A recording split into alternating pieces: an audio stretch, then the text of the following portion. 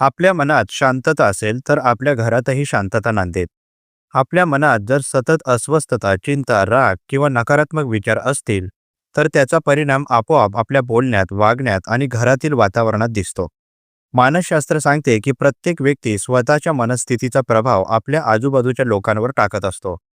जेव्हा आपण आतून शांत, समजूतदार आणि सकारात्मक असतो, तेव्हा घरातील तणाव कमी होतो, संवाद चांगला राहतो आणि नात्यांमध्ये आपुलकी वाढते.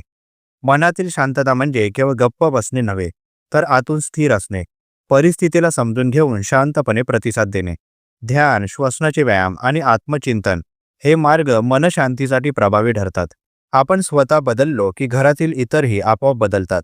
म्हणूनच आपले घर सुखी आणि शांत हवे असेल, तर त्याची सुरुवात आपल्या मनापासून व्हायला हवी. शांत मन हेच खरे समाधानी घराचे मूळ आहे.